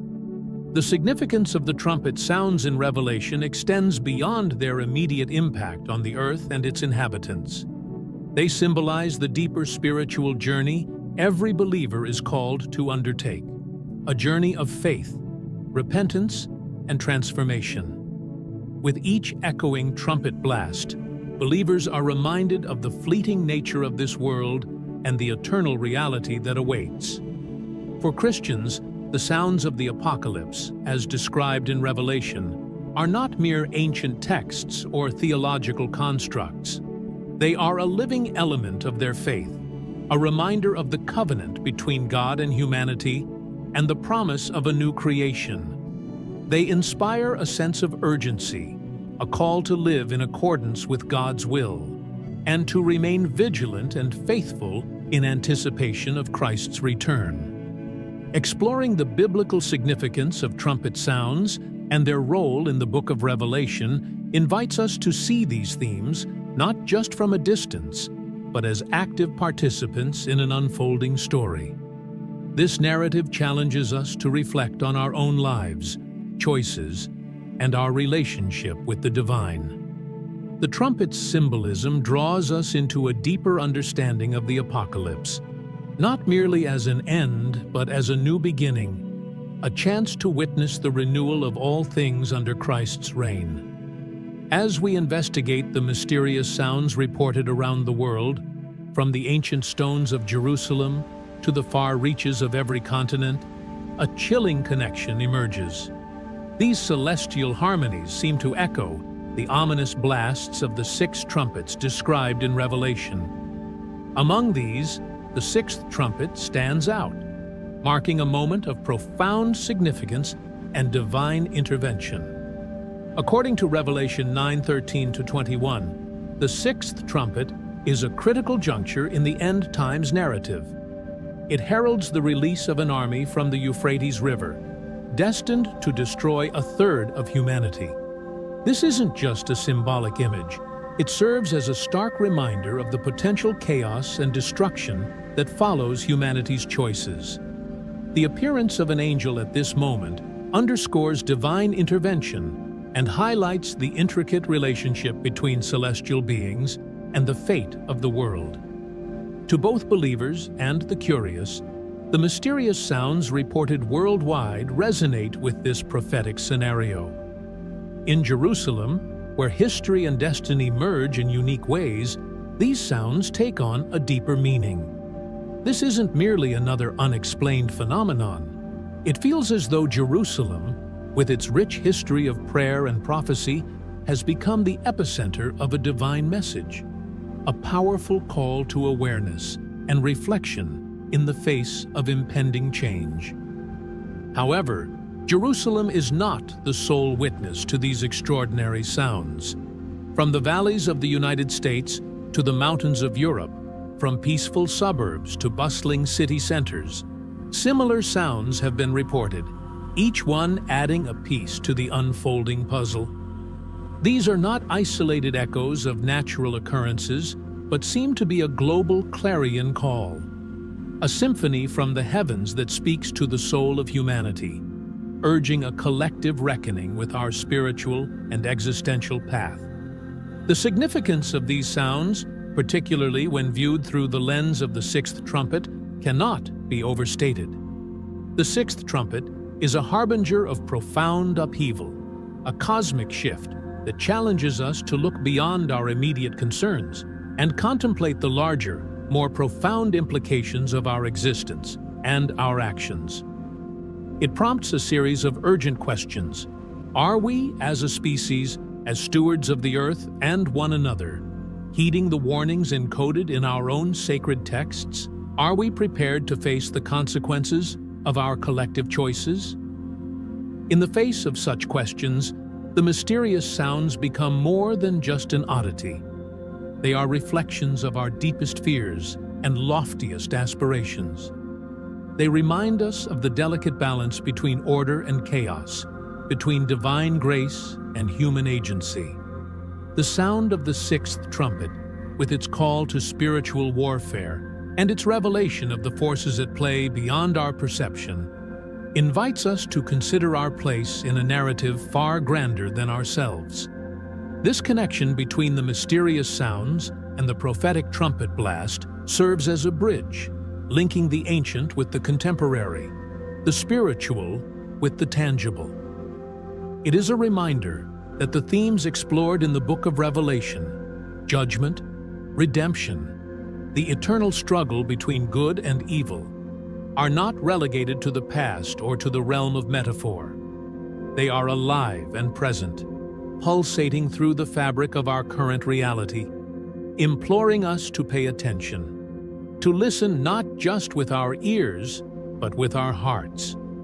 Embarking on an exploration of the 6th trumpet's significance, we delve into the enigmatic sounds heard worldwide, a journey that intertwines introspection and revelation. This transcends deciphering biblical prophecy or solving a modern enigma. It involves recognizing the interconnectedness of all things, perceiving signs and wonders, and pondering our part in humanity's grand narrative. This exploration challenges us to navigate the tension between potential upheaval and the hope for divine intervention. The appearance of an angel during turbulent times powerfully symbolizes God's constant presence, reminding us that even amidst chaos, a purpose and path to redemption exist. The enigmatic sounds reverberating from Jerusalem's ancient streets to the world's edges captivate theologians and scholars alike. They fervently investigate these celestial phenomena, seeking to understand their prophetic implications. Anticipation and speculation permeate the air as experts in biblical prophecy, and ancient texts examine these events, offering interpretations ranging from cautionary to revelatory. Amidst this diversity of interpretations, a shared understanding emerges regarding the transformative potential of these events. Whether viewed through the lens of prophecy or symbolism, the sounds catalyze introspection and change. They prompt us to question the trajectory of human progress, our stewardship of the earth, and the moral values that guide our societies. For the faithful, these events solidify the notion of a living prophecy, not confined to ancient texts, but unfolding in the present. They perceive in these sounds a reminder of divine presence and power, a testament to the belief that history progresses according to a divine plan, punctuated by signs and wonders. Skeptics and believers, scholars and lay people alike, engage in dialogue sparked by these enigmatic sounds. Social media platforms and online forums buzz with theories and personal accounts, fostering a global conversation that transcends boundaries and belief systems. This collective engagement reflects a universal quest for meaning and a desire to comprehend the unseen forces that shape our world. The potential prophetic implications of these sounds invite a re-evaluation of the relationship between the divine and the everyday. They challenge the modern world's often dismissive attitude towards spirituality and prophecy, suggesting that these ancient texts might offer more than mere allegory. As theologians and scholars delve into the significance of these sounds, a broader narrative emerges, encompassing humanity's deepest fears and highest hopes. It speaks to the enduring human quest to understand the unknown, find meaning in chaos, and discern the divine hand in the fabric of existence. In this journey of discovery and interpretation, the mysterious sounds serve as a profound reminder of the permeable boundary between the natural and supernatural, the historical and the prophetic. They beckon us to listen not just with our ears but with our hearts, to approach the mysteries of faith with open minds and willing spirits. As we navigate the complexities of these interpretations, we are reminded of prophecy's power, not only to predict future events, but to inspire reflection, transformation, and renewal. The discussions spurred by these celestial sounds are a testament to the human spirit's insatiable thirst for understanding, a journey that continues to unfold with each echo of the unknown. Embracing the gospel's love, grace, and truth in every action and word is a call to service, prayer, loving our neighbors as ourselves, and embodying hope. The signs of our times, with their mystery and urgency, underscore the importance of our mission. They rouse us from complacency, urging us to embrace our calling with both seriousness and joy, engaging with the world in a way that fosters healing, reconciliation, and peace. This is our time to shine, to reveal the strength of a faith that can move mountains, quell storms, and transform lives. As we reflect on these phenomena's impact on our personal faith and humanity's collective spiritual journey, let us open our hearts to God's guidance. Let us be watchful, prepared, and full of faith, ready to respond to the signs of the times with wisdom, courage, and love. In doing so, we become living testaments to our faith's enduring relevance, offering hope amidst uncertainty, light amidst darkness, and certainty amidst change. This historical moment invites us to deepen our connection with God, strengthen our faith communities, and step boldly into the future, our courage rooted in belief. It calls each believer to live a life that echoes Christ's teachings, a life that, like a city on a hill, shines brightly, guiding others towards truth and love. By embracing this call with open hearts and willing spirits, we affirm our role in a grand narrative of redemption, hope, and divine love that transcends time. As we navigate the signs of our times, we do so with the assurance that our faith, vigilance, and preparedness equip us to face the future not with fear, but with profound purpose and hope. We stand at the threshold of what feels like a transformative shift, the air around us vibrating with the echoes of mysterious sounds and the celestial presence of Archangel Michael. These extraordinary phenomena beckon us to contemplate their significance as potential heralds of the apocalypse. In this moment of collective witnessing, we are drawn into a profound exploration of our faith, confronted with the reality of prophecy unfolding before our eyes, urging us to spiritual readiness. The appearance of Archangel Michael, a divine protector and warrior against darkness, coupled with the ethereal trumpet sounds resonating globally, serves as a potent reminder of the unseen spiritual battles. These signs, emanating from the heavens and reaching our souls, awaken us to the spiritual dimension of our existence, reminding us of the thin veil between the temporal and eternal. Faced with such monumental signs, the Christian community stands at a crossroads of faith and action. The call for spiritual readiness is more urgent than ever, not out of fear, but as an affirmation of our trust in God's sovereign plan. It is a call to fortify our faith, deepen our prayer life, and live out the gospel with renewed passion and commitment. In these uncertain times, our mission is clear: to be lights in the darkness, sources of hope, and beacons of Christ's love to a world grappling with turmoil and despair. In this awe-inspiring moment, marked by celestial events and prophetic signs, we are called not merely to reflect, but to rise with deep, heartfelt action. It's a profound invitation for the Christian community to live out the virtues of the kingdom of heaven: love, peace, justice, and compassion in every aspect of our lives. As the world looks on, let the Church step up with courage, showcasing the transformative power of faith and action. In these times of uncertainty, let us anchor ourselves in heartfelt prayer, seeking guidance and strength from the One who holds our future. Let this prayer be a testament to our faith and our readiness to face whatever lies ahead. Heavenly Father, amid these signs and wonders, the resounding trumpets, and the sight of your heavenly messengers, we come to you with open hearts and eager spirits. Grant us the bravery to confront the unknown, the wisdom to discern your will, and the strength to remain steadfast in our faith. Empower your Church to be a shining beacon of hope in a world longing for light.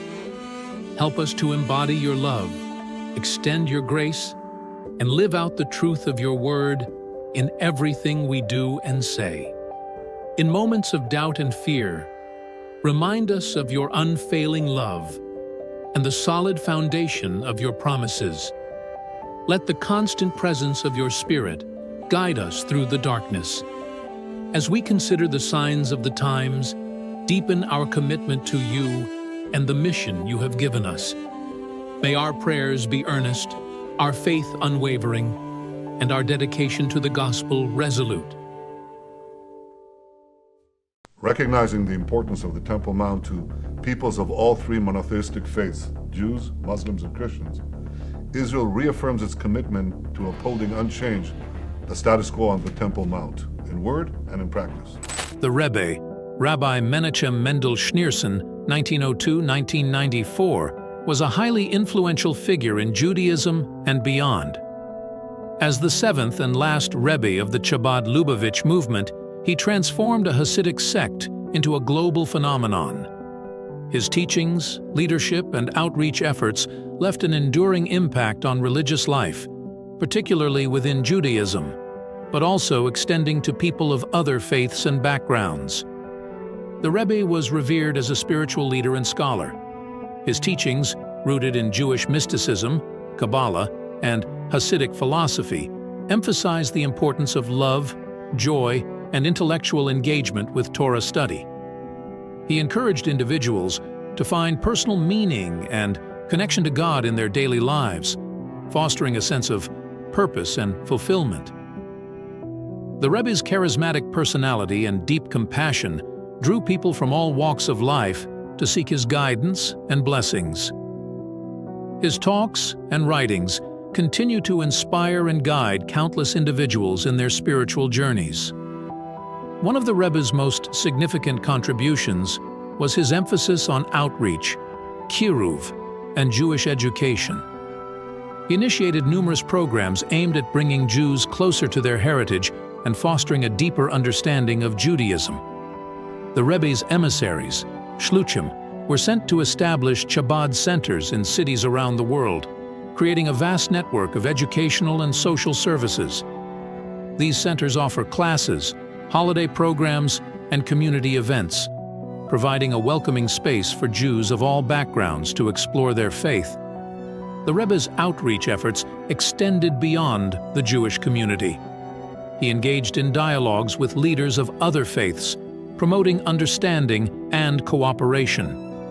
His message of universal morality and social responsibility resonated with people from diverse backgrounds, making him a respected figure in interfaith circles. The Rebbe was a passionate advocate for social justice and tikkun olam, repairing the world. He encouraged his followers to engage in acts of kindness, charity, and community service. The Rebbe's initiatives included campaigns for drug prevention, education, and support for Israel. He emphasized the importance of using one's talents and resources to make a positive impact on society.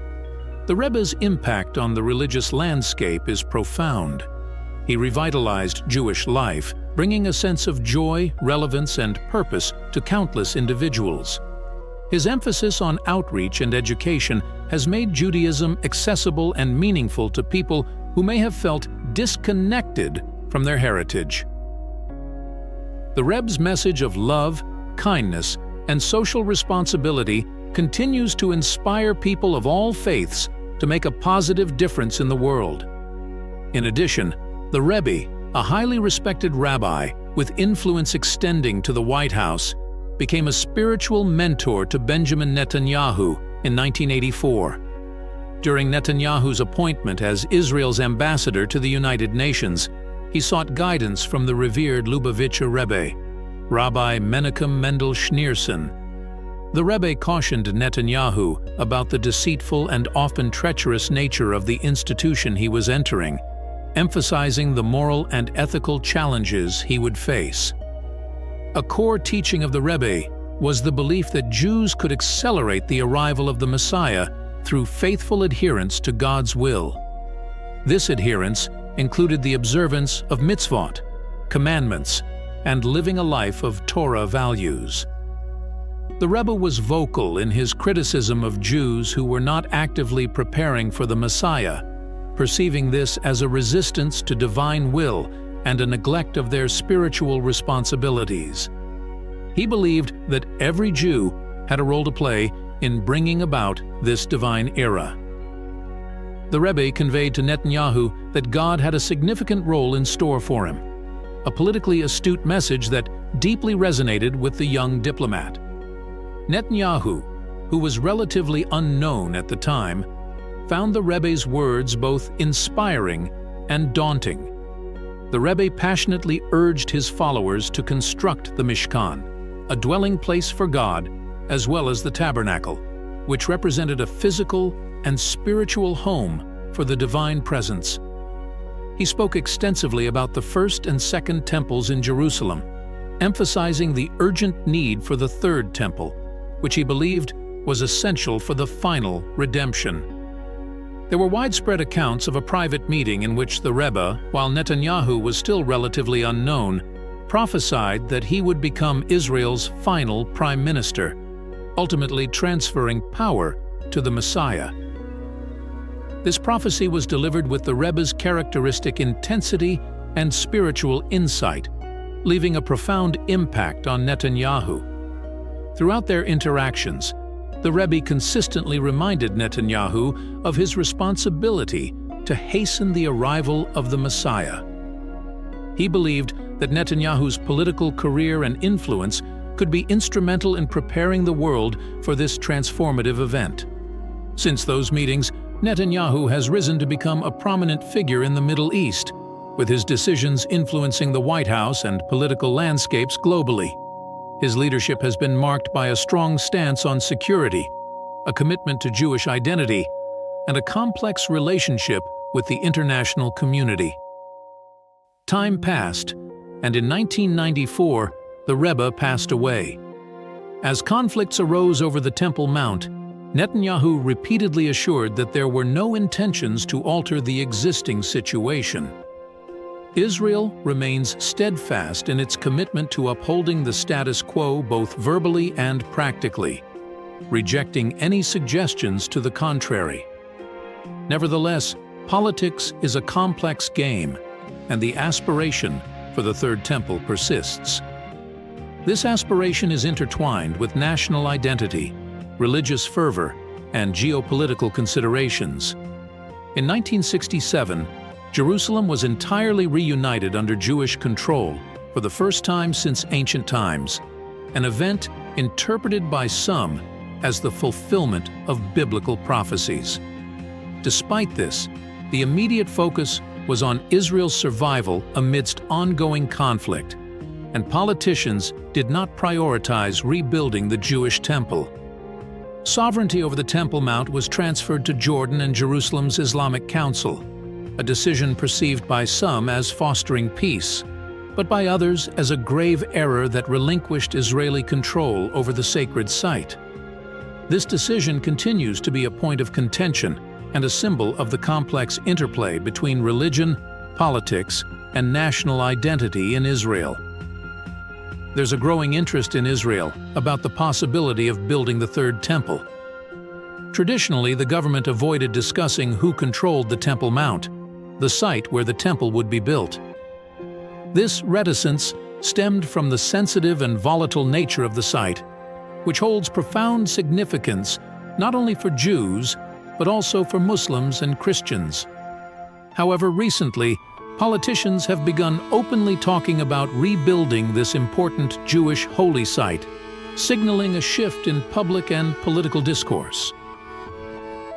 The Temple Mount, known in Hebrew as Har Habayit, holds deep historical and religious significance for the Jewish people. King David established Jerusalem as the capital city approximately 3,000 years ago, and his son, King Solomon, built the first temple there. This temple became the center of Jewish worship and the focal point of Jewish identity. After its destruction by the Babylonians in 586 BCE, the Second Temple was constructed on the same site, completed in 516 BCE, and stood until it was destroyed by the Romans in 70 CE. Each reconstruction marked a significant moment in Jewish history, symbolizing resilience, faith, and the continuity of Jewish national identity. In recent years, Israel has faced numerous wars and conflicts, including ongoing hostilities with neighboring countries and terrorist organizations. This persistent state of conflict has led some to question the conventional approach of delaying the temple's construction. They argue that waiting for a time of peace, which seems perpetually elusive, may no longer be a viable strategy. This sentiment is shared by both liberal and Orthodox Jews, demonstrating a significant shift in public opinion. The desire to rebuild the temple is not confined to a single demographic. It reflects a broader yearning for a return to spiritual and national roots. In the past, many Israelis prioritized peace negotiations and avoided actions that could escalate tensions, believing that diplomatic efforts would eventually lead to a lasting peace. However, the ongoing cycle of war and conflict has led some to reassess this approach. They believe that building the temple could be a way to assert their identity and control over their destiny, regardless of external pressures. This perspective sees the temple as not just a religious symbol, but a statement of national sovereignty and cultural revival. While the question of sovereignty over the Temple Mount remains a sensitive issue, the open discussion about the Third Temple in Israel's parliament, the Knesset, signals a notable change in the country's political landscape. This discourse reflects a broader trend within Israeli society, where traditional taboos are being challenged and reevaluated. The ongoing conflict has clearly influenced these shifting attitudes, as many Israelis grapple with the idea of peace and security in the face of repeated wars. The desire to rebuild the Jewish temple is so strong that some who fight carry symbols of it, openly declaring it must rise again. These symbols include banners, clothing, and other paraphernalia that signal their devotion to this cause. This symbolic representation underscores the deep-rooted passion and religious fervor surrounding the aspiration to see the Third Temple constructed. There's widespread agreement that the temple stood on the Temple Mount 2,000 years ago, but the exact spot within that complex remains a subject of ongoing debate and scholarly inquiry. Solomon's temple, in particular, is thought to have possibly stood on the solid rock where the Dome of the Spirit now sits, or perhaps behind the Dome of the Rock. This site, currently occupied by Islamic holy sites, is believed by some scholars and religious adherents to have been the foundation of Solomon's sacred temple. Solomon's era saw the smaller Temple Mount filled with various structures, including the temple itself, his palace, and the palace of his Egyptian wife. Those favoring this location argue that Solomon used the rock as a sacred space for sacrifices, aligning with descriptions found in ancient texts. The difficulty of archaeological work in Jerusalem is evident in the differing opinions among historians and archaeologists. The Temple Mount's sensitive political and religious status severely limits excavation and research. Some theories place the temple directly under the Dome of the Rock, where a large limestone slab, believed by many to be the foundation stone of the world, currently resides. Others propose it was situated over the vast underground system near the Al-Aqsa Mosque, a network of tunnels and cisterns that could have supported the temple's infrastructure. Some Jews believe the temple could be rebuilt between the Dome of the Rock and Al-Aqsa Mosque, sharing the space in a manner that would respect both religious traditions. However, others say this is impossible due to religious and political tensions and the sanctity of the site according to traditional Jewish law. Traditional Orthodox Judaism forbids Jews from walking on the Temple Mount, fearing accidental desecration of the Holy of Holies, the innermost sanctum of the temple, where God's presence was believed to dwell. This prohibition is based on the uncertainty of the exact location of the Holy of Holies, making any inadvertent trespassing a grave sin. However, other Jewish groups claim to have identified the temple's exact spot, asserting that with this knowledge, ascending the mount becomes safe and permissible. These groups have gained significant followers, reflecting a growing trend of Jews visiting the Temple Mount. In recent years, over 50,000 Jews visit the Temple Mount annually, but with strict rules imposed by Israeli authorities and religious leaders. Visitors must follow a set path that avoids the most sacred areas, walk with security escorts to prevent clashes with Muslim worshippers, and adhere to a prohibition against praying on the Mount. This restriction on prayer is enforced to prevent political and religious tensions from escalating, as the site is also one of the holiest in Islam. Despite these limitations, the increasing number of Jewish visitors to the Temple Mount signals a shift in public sentiment and a rekindling of interest in the site's significance. This complex dynamic highlights the profound and often contentious relationship between faith, history, and politics in Jerusalem. The debate over the exact location of the temple and the broader implications of its potential reconstruction continues to evoke strong emotions and differing opinions, reflecting the deep spiritual and cultural importance of this ancient site to many people around the world. The Bible tells us that the third temple in Jerusalem will be built, bringing about the fulfillment of ancient prophecies regarding the Messiah. These prophecies are deeply rooted in Jewish eschatological beliefs and have been a central theme in the faith for millennia. According to texts like the book of Ezekiel and the book of Revelation, the construction of the third temple will herald a new era of divine presence and messianic rule. The Temple Institute in Jerusalem, a dedicated organization working towards the reconstruction of the temple, holds a profound faith that God will orchestrate a change in the hearts of Muslims around the world.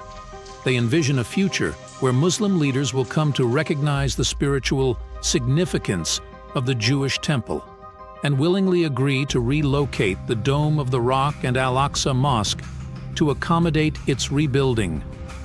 This perspective is rooted in a hopeful interpretation of divine providence and interfaith harmony, reflecting an aspiration for a peaceful resolution to the religious and political complexities of the Temple Mount. Others believe that divine intervention is the only feasible way to change the current situation. Jerusalem, situated along a major tectonic fault line, has a history of significant earthquakes that have periodically devastated the city and its structures. Historical records and geological evidence suggest that another powerful earthquake could occur in the region. Some individuals interpret this potential natural disaster as a divine catalyst for change. They believe that if a massive earthquake were to damage or destroy the Dome of the Rock, it could be seen as a sign from God, signaling the commencement of the construction of the third temple. The Temple Institute has meticulously prepared for this eventuality. They have recreated all the sacred vessels, priestly garments, and architectural plans necessary for the temple's construction, adhering closely to biblical specifications. These preparations underscore their unwavering commitment and readiness to begin building as soon as they perceive divine authorization. The Bible also describes a powerful earthquake that will occur in Jerusalem at the end of the world, particularly in the apocalyptic literature found in the book of Zechariah and the book of Revelation. This prophesied earthquake is said to be so severe that it will split the bedrock of the city, creating a pathway through which people can escape during the final tribulations brought about by the Antichrist. This cataclysmic event is believed to pave the way for the construction of the third temple, physically and symbolically preparing the ground for the new era. The exact location of where the third temple will be built on the Temple Mount remains a crucial question in how these prophecies will be realized. The site is not only of immense religious importance, but also a focal point of geopolitical tension. Various theories and religious interpretations propose different locations within the Temple Mount complex, each with its own implications for the fulfillment of the prophecies. As these discussions continue, the Temple Mount remains a symbol of hope, conflict, and anticipation. For those who advocate for the rebuilding of the temple, the convergence of religious prophecy, divine intervention, and geological events is seen as an inevitable prelude to a new epoch of peace and spiritual renewal. This belief sustains their efforts and shapes their vision for the future of Jerusalem and the world.